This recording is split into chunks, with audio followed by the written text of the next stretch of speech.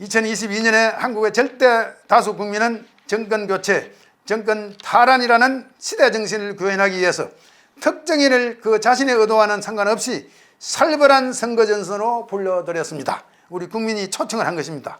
이번 선거는 가일상점에서 가일을 고르는 일상적인 것이 아니라 우리 국가의 전체의 생존과 직결된 중대한 선택을 하는 국민적 대사입니다.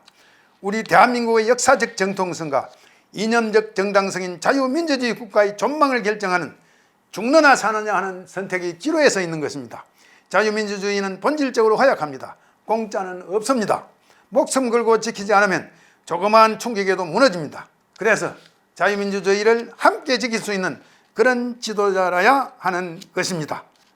만약에 이번에 정권교체를 못하면 영원히 자익정부가 장기화될 것이고 대한민국의 자유민주주의 정부는 영원히 없어질 수도 있다는 점을 굳게 명심하셔야 할 것입니다. 후보들 간의 토론을 보면서 첫째 하나가 소위 사드, 고고도 방어 미사일 배치, 우리 성주에 지금 일부 배치하려고 하는데 너무 저항에 부딪혀서 자익 저항에 부딪혀서 배치를 망설이고 있는 이런 상황이 있죠. 이 고고도 미사일이 서울을 방어하는데 필요하냐 안 하냐, 서울을 방어하는데 효과적이냐 아니냐, 이런 문제가 제기되었어요. 그러니까 우리 입장에서 보면 고고도 미사일 반드시 필요합니다. 고고도 방어를 해야죠. 고고도 방어하지 않으면 후방 부산이나 제주도나 뭐 대구나 뭐 이런 데 다 파괴되겠죠. 그러면 서울이나 수도권 북방을 방어하기 위해서는 중고도나 저고도 미사일 방어도 필요하겠죠. 그래서 고고도, 중고도, 저고도 방어망이 복합적으로 설치되어야 된다 하는 것은 두말할 여지가 없습니다. 두 번째, 중국하고 약속한 세 가지 폐기한 사항이 있습니다. 중국하고 약속한 이 세 가지를 계속 폐기할 것이냐, 폐기한 것을 다시 폐기해서 새롭게 할 것이냐, 이런 문제입니다. 우선 중국하고 약속한 것 중에 하나가 고고도 미사일 방어, 타드를 폐기할 것이다 했습니다. 이것은 폐기할 수가 없는 것이죠. 타드는 소위 말해서 고고도 미사일 방어는 순수 방어입니다. 레이더가 중국, 북한뿐만 아니라 중국도 레이더망에 들어간다. 우리가 누누이 미국이랑 한국이 설명을 했죠. 북한만 고정 배치하겠다. 그리고 중국 보고 와서 봐라. 어디로 배치하고 있는지, 레이더가 어디로 감시하고 있는지, 그런 다 이야기했죠. 그래서 북한에 대해서만 고정 배치하면 되는 거예요.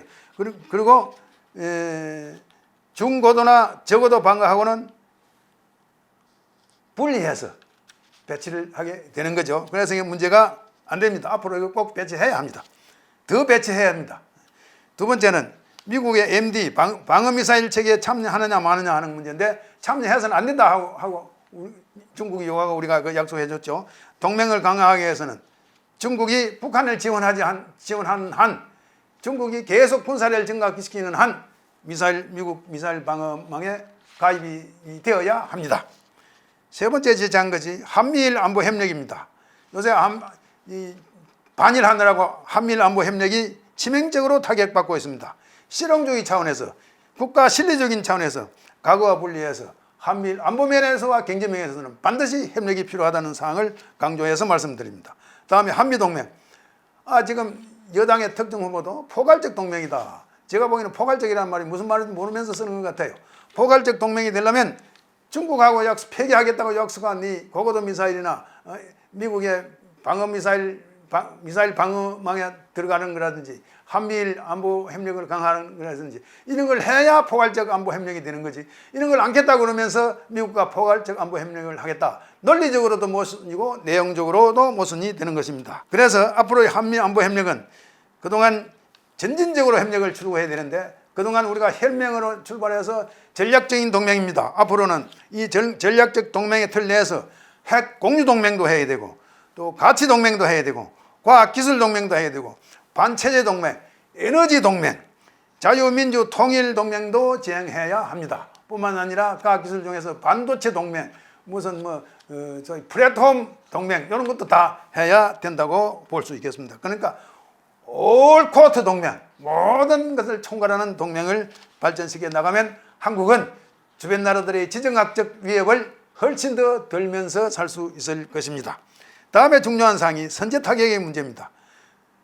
야당의 후보는 선제 타격을 해야 한다고 하는데, 여당 후보는 선제 타격은 전쟁을 불러오는 것이라고 말했습니다. 과연 선제 타격이 전쟁을 불러오는 것인가? 이런 말씀을 드리고자 합니다.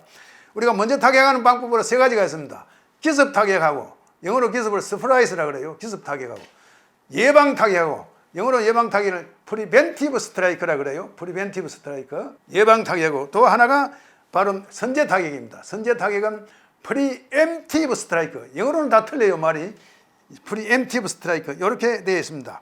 이 선제 타격은 우리 국방계획에는 노무현 대통령 때 이후부터 소위 그 국방백서에 표현되어 있습니다. 킬 체인을 포함한 3체제 방어망이라고 하는데 다 포함이 되어 있습니다. 그런데 우리가 이 선제 타격에 대해서 국제법적으로 보면 뭐냐?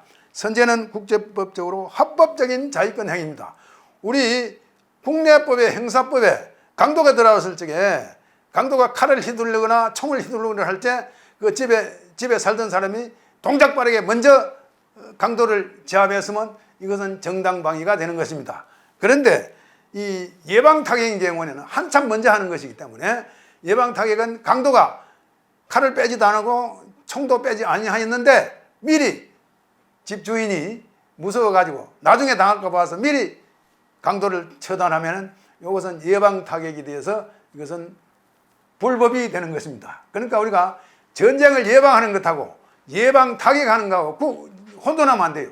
전쟁을 예방하는 건 좋은 목표지만은 예방 타격은 방법입니다. 그래서 예방 타격은 불법입니다. 그런데 선제 타격은 합법이기 때문에 언제라도 할 수 있는 겁니다.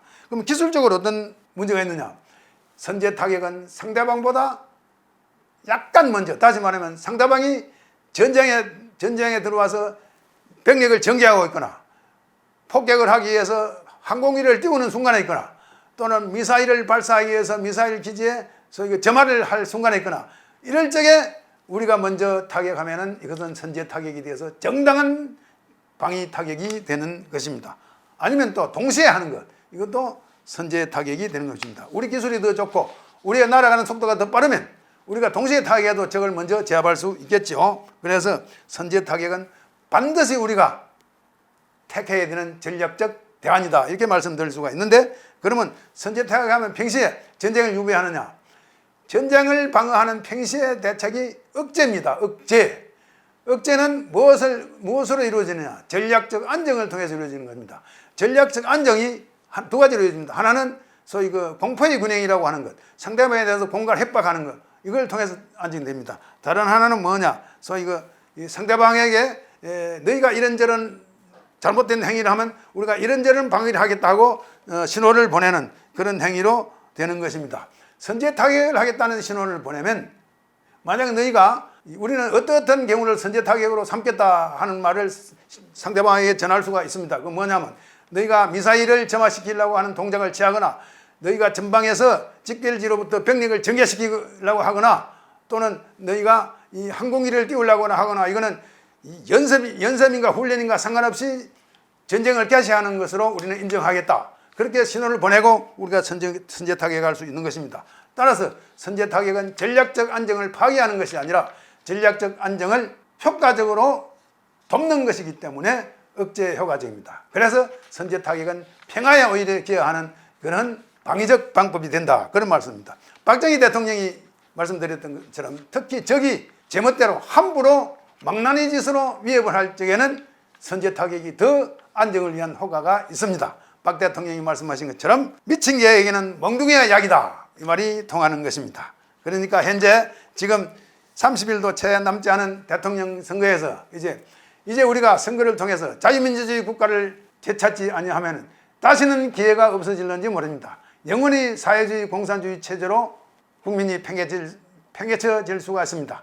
좌빨 정권들의 좌빨 세력들의 선전선동에 의한 혹은 포퓰리즘의 달콤한 그러한 미끼에 의해서 현혹되지 말고 이번에는 그야말로 대한민국의 미래를 위한 아주 확고한 리더십을 가진 그런 지도자를 뽑아야 하겠습니다. 여러분 이번 3월 9일 선거 여러분의 현명한 판단을 기대하며 현명한 행동을 기대하겠습니다. 감사합니다.